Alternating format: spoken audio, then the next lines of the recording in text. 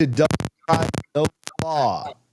Wednesday evening. I still don't know, Richie, if my feet have hit the floor from Saturday, but we will try and look ahead a little bit if we're able to for this East Texas A&M game. Double Fries No Slaw brought to you by Guthrie's.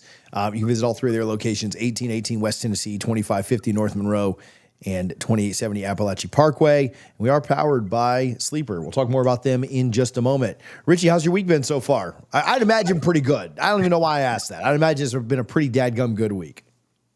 Yeah, but it got to the point where Lindsay had to make a rule where I can only mention the Bama game once per day. So I have to pick and choose what day that I want to, or what time of the day that I want to bring it up. Of course, I broke that rule every day.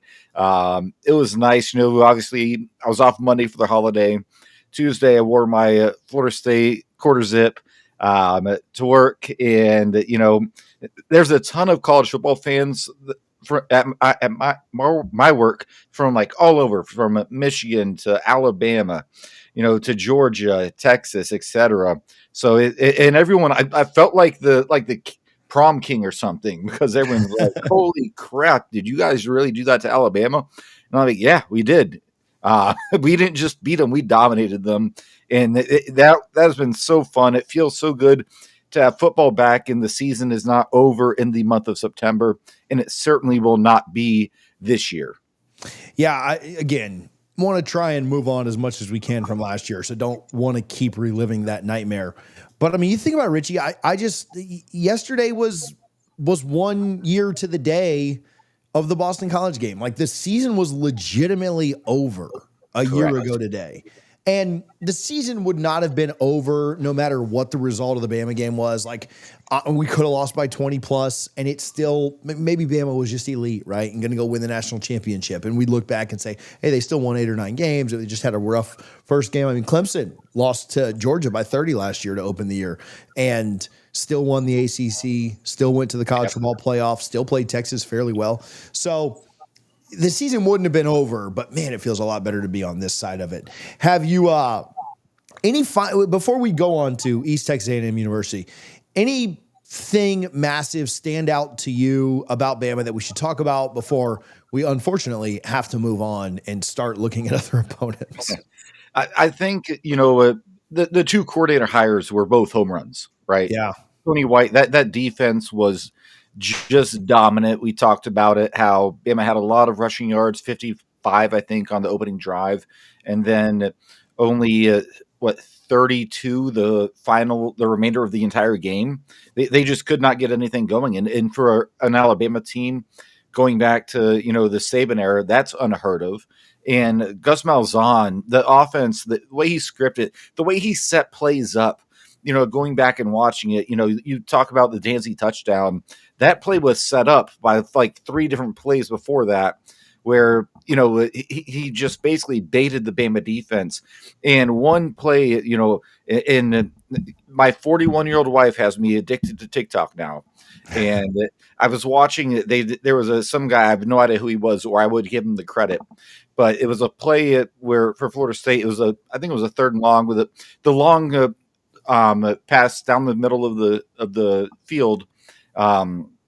Where if Tommy had put a little more under it, it would have been a touchdown. But the receiver goes up and makes a great catch. But once you slow it down and watch it, it was a trick play without being a trick play, because it's when the line resets. Tommy's looking at the sideline, right? Yeah. And as he's looking at the sideline, he collapses and immediately turns to catch the ball, and Bama's defense is not ready at all. So it was almost like a trick play without being a trick play. Like Gus, he was in his bag, as the young kids would say, all day Saturday. And he was really good. I saw some of those as well. Like, there was one just where he motioned Sawchuck into the backfield. That made the safety step down, and then Squirrel White at the same time stepped out to the sideline a little more. And they just showed, like, if he doesn't motion him back to the backfield, Squirrel White gets caught by that safety. Like, the safety breaks it up. So much of that little stuff that, to be honest with you, I've never been into film breakdown. That's not my bag. We may have some news coming on that very soon, though. That I don't notice those things, man. Like, I'm not checking the lines and the gaps and the splits before that stuff starts like that. I'm just watching football, man. I'm just a That's fan. not Like, us. I'm Yeah, not a, I don't 100%. pretend to be some massive football mind. There are great outlets for that, right? X's and Knowles does a good job. There's some really good stuff. I don't that's not for me. But then when I see it afterwards, I'm like, oh well, this guy moved here and this guy moved here, and that's why we scored a touch or 40-yard pass, right? So yeah, Gus was great. Tony was great, man. There's no Yeah. way this defensive line should have gotten the pressure that they got. There's no, and I do think technique is important, but I think attitude's a big deal. I think that technique only gets you so far against talent, right? Like you can be the most fundamental, you can do things the best. I don't even think Florida State was like the most technically sound defensively up front this weekend, but their attitude was, and that is something you can instill in guys. So yeah, and that's not to say anything negative about Tony's system or scheme or anything like that. I thought it was really good. I'm just saying like they weren't perfect defensively, but their attitude was really really good, and I thought both coaches called a great game. The video of at the 2-minute timeout, as they call it, so to speak, right, when the whole Florida State defense is just dancing to Soldier Boy on the sideline, like that's a team like Florida State swagger that I've not seen last year at all at any point in the season. They just felt like they knew they're like, this game is over. We dominated this team. They never had a chance, and attitude goes a long way, more so in college than pro, in my opinion. But I just think that first Earl Little hit on Ryan Williams did not want the ball thrown to him anymore at that point. Yeah. And obviously, we hope he's okay. He did leave the game with a concussion. But, yeah, that first hit that Earl Little put on him and the hit that Earl Little put on him, or no, it was Ashton Barker, excuse me, who put the original hit on him right by the goal line. I know Alabama scored on that drive. It's fine. But then Earl Little with the hit up on the goal line, like it looked like a different team. And I think both of us said our biggest concern was the linebacker crew. They came to play, man. Yeah, they were really good. It was a completely different team. And I think attitude has a lot to do with it. And I hope someone gets thrown out for targeting at some point in this season. No, relax. I can't be taking. I think of like Trey Marshall, like every other week he was getting hit with targeting calls. But no, that they are playing with through 1 week they played with the edge. Now that's easy to do against Alabama week 1 at Doak, first time with a full stadium in over a year. But man, it was fun to watch Florida State football. If they had won a kind of fluke style game, at the last second, we'd still be rejoicing and, be excited. But it was not a flukish game. They went out and physically dominated Alabama. Yeah, which is certainly not what I think any of us expected. I think you're right, though. And it really does start this week. Like, I don't want to minimize this week because Florida State's going to win this game no matter what. Like, I'll just tell you that. Yeah, like, there is 100%. like they could start true freshman Kevin Sperry, and that's not a knock on Sperry at all, by the way. But they could start him, and I would take Florida State and the points, right? Like, there would just be no situation where I think Florida State could lose this game. Kind of like UF with LIU last week, right? UF fans weren't even super thrilled about the way they won that game, and they won 55-0. I would expect a similar result this weekend. So we will do our best to preview as much as we can of a game that you kind of already know the result. But I do think it's important how they look, right? There's nothing about this game that's going to make you feel better about FSU than what you felt the last week, because it's just not a good enough opponent. And truth be told, you get a bye week and you get Kent State, and it's the same thing there. Somebody was telling me today, I don't remember if it's the Kent State game or I think it's Kent State. Florida State is like per FPI, right? Like, this is not a Vegas line, but per FPI, their rankings, Florida State's about a 56-point expected favorite against Kent State. And East Texas A&M is worse than that, right? Like, they're a lower division worse than that. So, I mean, Florida State's like a 7-touchdown favorite against. So I'm just telling you. But here's what I do care about, right, in this game. And we're jumping. Maybe I'm jumping a bit ahead, but we'll talk about some of East Texas A&M stuff here in just a minute. I think how you play in this game is very much a measuring stick for how seriously you can take games that don't matter or that you're going to win anyway, so who cares? You could go out and probably give 30% effort and win this game. Is that what any Florida State fan wants to see to follow up an Alabama game? Absolutely not, right? You want to see 100% effort. You want to see the guys up 35-0 after the first quarter and out of the game. You want to see all those things.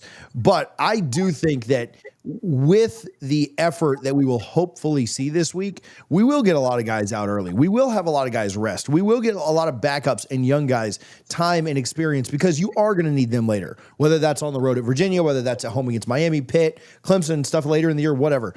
I think that's what's most important. Yeah, Florida State could lollygag around this thing and win 35-12, and you're still going to get out with a win, right? And at the end of the day, if you win 12 games, then you win 12 games. But I do think the way they play and the mindset they have, because Richie was spot on when he said it's really easy to get up for Bama.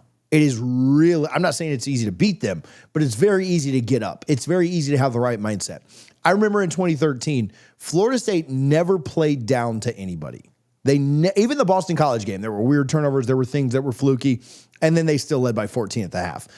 In 2023, it was different. They played down to people. They didn't come out with full effort, right? Played really well in that LSU game, played fairly well in the Clemson game, but they played down to Miami. They played down to Boston College. They played down a lot that year, and they certainly played down to North Alabama, and that's why your season was ended because your quarterback, who should have never had to run, had to run. So all that said, they're playing a terrible team this weekend, and they need to go put a terrible team in the ground in the first quarter. And I'm not saying the starters come out at the end of the first quarter. I'd love that. But they need to be out at or around halftime, either before or at the half. And so I think, again, Richie is spot on. It is very much about the way that their minds are going into this thing. And if they get up like they got up for the Bama game, they will be up 38 or 35-0 at or around the end of the first quarter. And we can all just sit back and have a cocktail and enjoy the rest of the college football Saturday because it is a noon kick. I don't want to complain too much about that, but it is. Richie, you pulled some stats on this thing. So, again, we're not doing a full East Texas A&M breakdown, but some stats that stuck out to you from their one matchup against another ACC team. They played SMU last week. Didn't have a lot of success in that game. Did score 13 points. I think a goal would be for Florida State to hold them under 13, and I'd feel really good about that. Shoot, you held Bama to 17. You better not be giving up 13 to this team. SMU beat them 42-13. Some stats that you kind of noticed about that, Richie. Yeah, so I'm looking right now. Quarterback Eric Rodriguez, he was 14 for 30 for 191 yards, but a 46.7% completion rating, 6.4 yards average per attempt. You look at Jason McMillan, their leading rusher. By the way, they did not run the ball very often because most of their running back, they didn't have a single running back run over for 10 yards. But McMillan was their leader with 31 yards on 4 carries. Well, he had a 32-yard rush as his long. So his other 3 yards, he had a -1 between those 3. I'm just not seeing the numbers. I'm trying to scroll through them. They did have one receiver. Devin Matthews had 4 catches for 87 yards with a long of 44. So maybe someone to look out for, but the box score doesn't really tell a whole lot about this team. I'm not going to lie to our listeners and viewers and tell you I watched this game and have broken down the film, but this box score is just extremely unimpressive. The game was over early. They scored 10 points in the fourth quarter, but yeah, just not impressed at all with them, and nor should we be. I had never heard of the East Texas A&M Lions until the schedule came out. Right, like that was a foreign team to me. I would have thought that was a soccer team or something if you had told me. But yeah, I'm not. Nothing really jumps off the page. They did have 2 quarterbacks throw multiple passes. The backup, Will Madonna, threw 6 passes. So they threw the ball 20 times. He threw 13 passes. So they threw the ball 43 times and only completed 20. Just, I don't know. It's impossible to do a breakdown. We're not an X's and O's podcast. We're, that's not our main focus. There are some to do that. I think it'd be extremely boring to listen to an X's and O's podcast for this specific game. But Yeah, nothing really stands out to me. They are just a terrible football team. So show up and to your point, dominate from the first snap of the game. And I'm not saying this is going to be the 2013 Florida State Seminoles. It's not. We'll never see another team like that again. But I remember watching that Idaho game in 2013 when Florida State won 80-14. I'm not saying you need to drop an 80 piece on them, but give me a 56-0 type game. Like this is that bad of a team where that shouldn't be too tough of an ask if you are focused. And these kids, they're college kids. They stepped onto campus Tuesday for class. They heard nothing but how great they are and how amazing they are. Do not let that go to your head this early. It's one game. It was a phenomenal game, a phenomenal performance. However, it is a 12-game regular season. Yeah. I saw that they scored 10 of their 13 points in the fourth quarter. I would expect that SMU had backups in there. I mean, they did have 351 total yards, a lot of that coming in the second half when they were just throwing a ton and down by an absolute ton. They won at the time of possession, 38-59. I would expect that they try their very best to win the time of possession again this week. SMU only had the ball for 21 minutes and 1 second. They scored 42 points. That's not bad at all. You're scoring 2 points a minute on average. Usually if you have 30 minutes of time possession, you're going to get to about 60 there. They turned the ball over 3 times. This should be an opportunity for Florida State to get their first turnover of the game defensively. However, SMU turned the ball over 3 times. And that's something I think Florida State needs to do is take care of the ball. Now, 2 of those were fumbles. 1 was an interception thrown by Kevin Jennings, their SMU starting quarterback. So they are opportunistic. They had 3 takeaways in this game. Florida State needs to play a clean game. They played a relatively clean game last week with no turnovers outside of the punt return, which is different than a pick or a fumble or something like that. And by the way, on that, real quick, looking back at the slow-mo replay, that was not a turnover. It hit the Bama player's foot first. I need to see this again. Yeah, go take a look at that. And anyone who's watching right now, go take a look. That definitely grazed the Alabama player's foot. And granted, they didn't score off that possession. I don't believe. No, they didn't. They didn't. Yeah, if I recall correctly, but still, Florida State would have had really good field possession based on where it hit the Bama player's foot. But yeah, that kind of is something I didn't even notice during the game. And I'll give credit to Jeff Cameron because I heard him say that. I went back and watched, and I'm like, holy crap, he's right. I still would like to see a change at punt return, just, whether that hit or not. Catch the ball. There was indecision on both of them. One led. I don't need another Terrence McFadden back there. So they are opportunistic. They had 3 turnovers against SMU. You'd like for Florida State to make sure that is not something that they struggle with on Saturday. They didn't have any turnovers last week. Again, outside of that one that we're talking about, I'd like to see the offense continue to keep things clean. You're going to have turnovers at some point in the year. It probably should not be against this team. They went 6 for 20 on 3rd down, which is not good at all. They did go 3 for 3 on 4th down, which is interesting. The team a team that will go for it at times. So need to make sure you're solid there. I think Bama missed on 3 or 4 4th downs. Like Florida State was really good on 4th down against them. So other than that, I don't have a ton on East Texas A&M. Again, this is more about Florida State. This is more about Florida State doing what they need to do, having the right mindset, and going and taking care of business, right? I mean, this game, I almost want to say this game will be over at kickoff. It won't, right? You got to go out and score some points so you can get your guys out. But this game should really be over, at worst, Richie, halfway through the second quarter. Like this, you should be able to score. If you get 2 possessions in the first quarter, you should score on both of them. If you get 2 more in the second, you should score on those 2. There should not be a lot of punting in this game.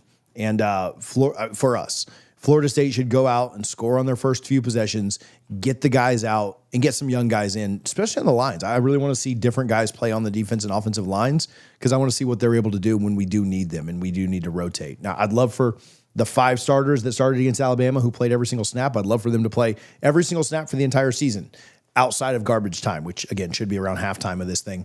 But there's a good chance they won't, right? You don't always get 2013 injury luck. And so I'd love to get new guys in there that can get some reps and be ready when their name is called. Harlan, are we good on that sleeper screen record? Are we all set there? All right, cool. Let's pick some stuff, Richie. We talked to you a little bit, if you've been watching any of the cut up videos, anything like that, about Sleeper. Appreciate Sleeper for their support this year. Go download the Sleeper app and use code DFNS for a 100% deposit match up to $100. Terms and conditions apply. See Sleeper's terms of use for details. We're going to make some picks, Richie. We used to call this our pick six. I'm going to think of a better name for it this year, but we are doing six. So we'll still call it our Sleeper pick six for this week. We may change up the name a little bit, but if you have the Sleeper app, if you use it for fantasy, if you use it to just check scores, there's a lot of really cool features in there. But what we're going to do is try and make some money tonight. So Harlan is literally making these picks. So hopefully our producer is making the picks while we do this or after we do this, whatever. He's putting them in. But we have the screen up there so you guys can see it. Richie, we're going to have to work as a team. What we've always done for 5 years now, or 4 years, is fight each other about this. This is the year of unity. Mike Norvell beating Alabama has brought us together so we don't fight on here. You could just fight Lindsay and you'll be good. So you pick your side. We'll snake this. You had the idea before, so we'll snake it. You pick first. We're going to pair together. Bryce, there's no picks for Florida State yet. To be honest with you, I don't know if there's going to be any picks for Florida State. Wouldn't surprise me if not. But I'm taking the more on everything if there are. I will parlay everything together.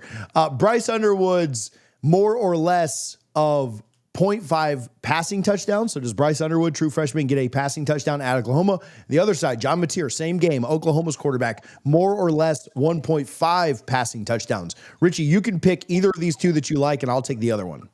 I'll take more on Underwood. I just think one touchdown, I think it just happens. And it could be something as simple as a screen that, someone breaks it off for a big run or just one busted coverage. I just think 0.5 is way too low. If it was 1.5, I'd have to think about it a little bit, but I think 0.5, I'm going more. I will take Mateer's more as well. I'm a little hesitant of this because he's such a good runner. This worries the crap out of me.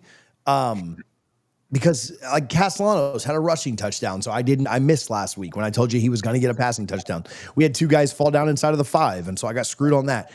I'm going to take Mateer's 1.5, the more. So we're pairing these together. We'll see who ends up screwing it. That'll be what it is. Yeah, we'll still fight afterwards. Who screws up the bet? But yeah, I'll take the more on Mateer's 1.5. So we're both taking the more there, Harlan. Can you track these, Harlan? I don't know if you can write these down because I want to see how we do. Arch Manning. Okay, so I'm going first on this one.